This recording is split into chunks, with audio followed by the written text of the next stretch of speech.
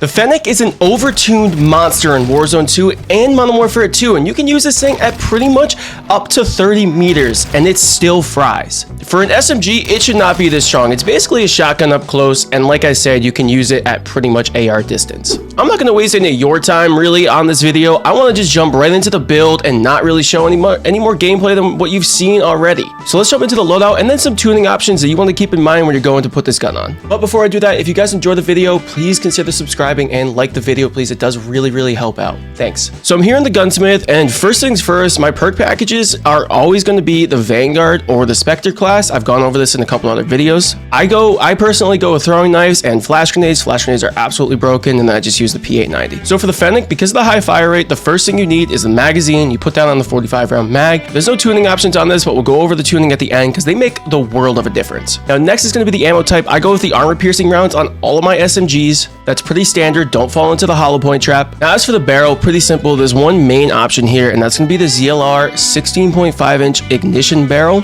This gives you the best damage range and bullet velocity, and bullet velocity is key in this game. So you really want to make sure you're capitalizing on all of the bullet velocity that you can get. Otherwise, your guns are going to feel slow and terrible. Because it's an SMG, you need that quick ADS speed and that quick draw, so I go with the quick fire laser. There's some other options that you can go, like the VLK LZR, but that does give you an ADS laser when your ADS, obviously, it's visible to enemies.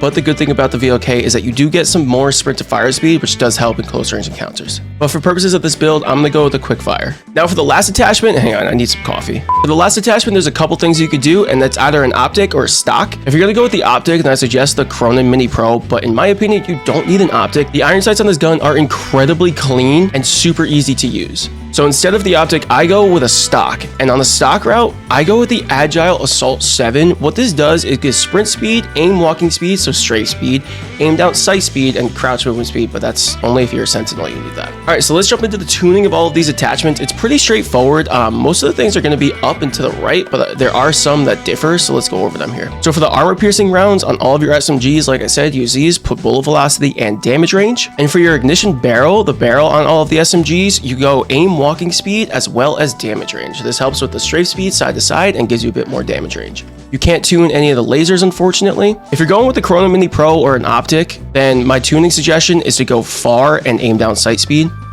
However, we're obviously not going to do that, so I'm going to go with the stock, and that's going to be the Assault 7, and the tuning on this is going to be aim walking speed and aim down sight speed. You can also go with the aim idle stability. This does help with like those gun bob sway at long ranges, but I like the strafe speed up close. And that's going to be it, guys. Frag out with this gun while it's not nerfed and it's still broken as all hell. Subscribe for more, like the video too if you like these sort of videos. Thanks, and I'll see you in the next one.